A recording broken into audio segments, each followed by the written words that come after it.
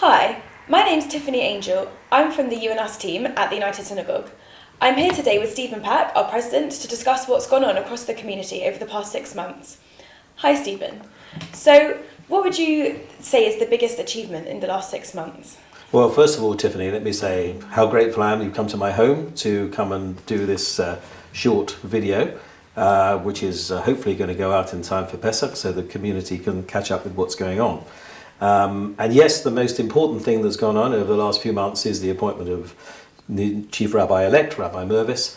I'm really delighted with the choice that we've made, and the overall reaction has been extremely positive.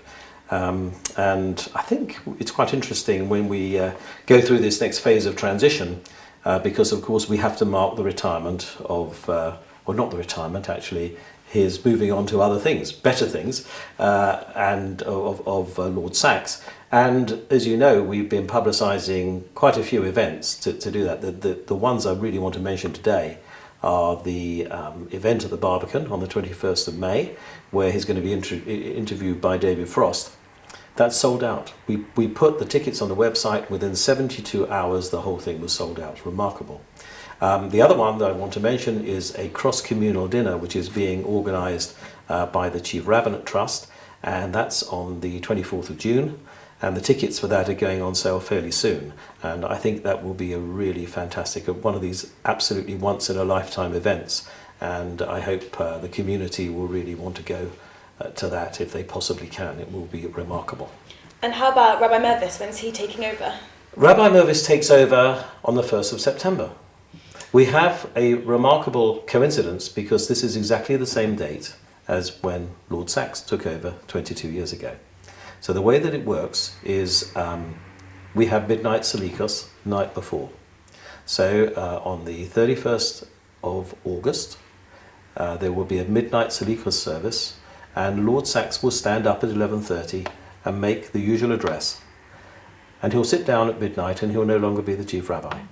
Later that day, about 4 o'clock in the afternoon, we're going to have the installation service for Rabbi Mervis, which I think will be one of these really lovely events. The plan is to have it at St. John's Wood Shul, which is exactly the same as we had 22 years ago.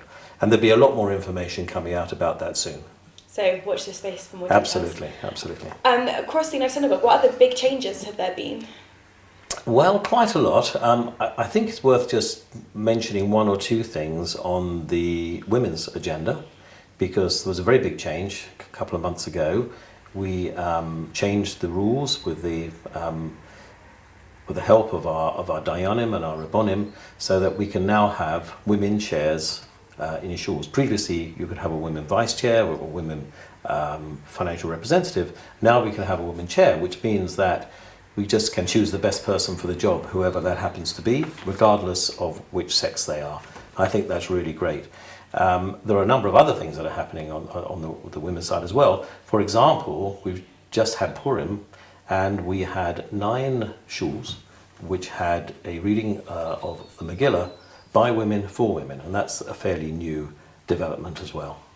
Oh, very nice.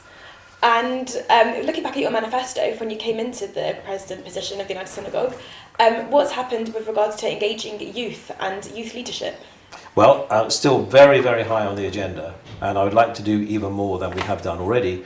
But we have done quite a bit. Quite a number of people are involved and have indicated they would like to be involved, but there's a lot more to do. One of the things that we're now working on, though, is to increase the number of activities that we have for that age range. And we're very fortunate that we've got some new resource who's joined our department, and Natasha Hartnell has joined us, and she's organising some events for some of our younger people. For example, the first one was a fantastic reception at the House of Lords, and she has a number of others in mind. For example, we're going to have open air theatre at Regent's Park, outdoor movie screening, various other things that she has on her agenda. All of which are intended not only to reach out to the people who are involved, but most importantly, to try and bring in some of the people that are not currently involved with the United Synagogue.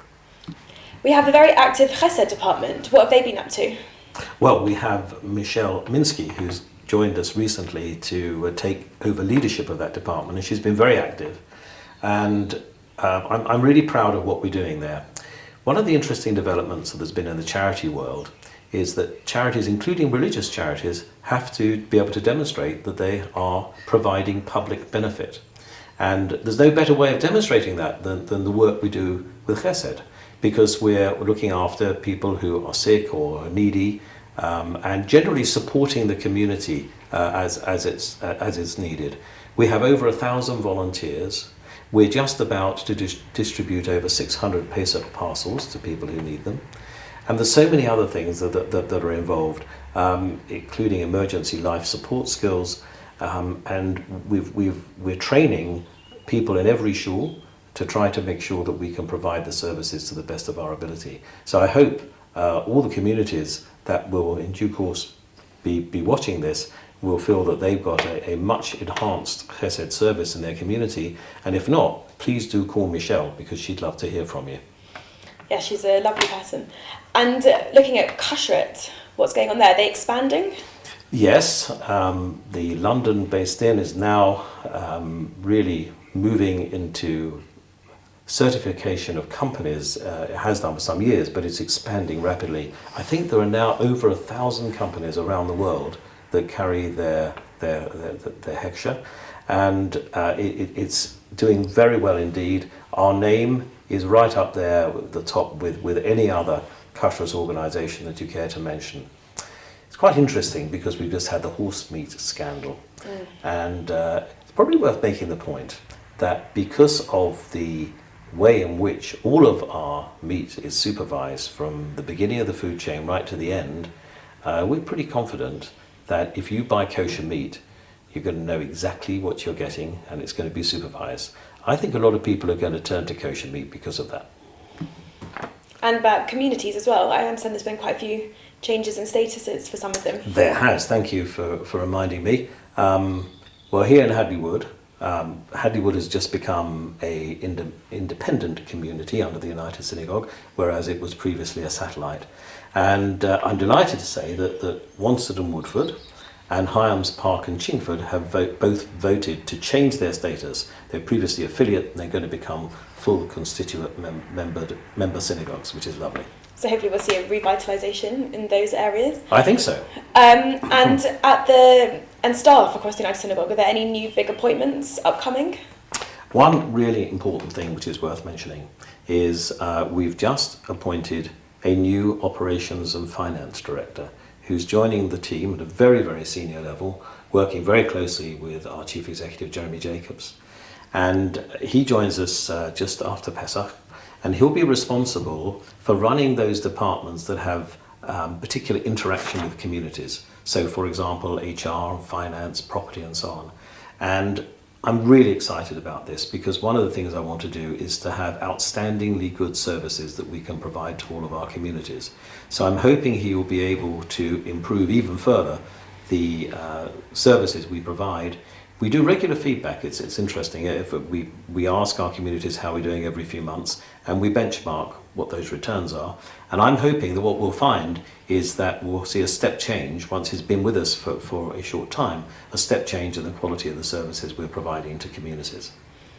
And on a slightly separate angle, the recent Oxfam and Board of Deputies debate was quite big. Why did you ask the shuls to consider this?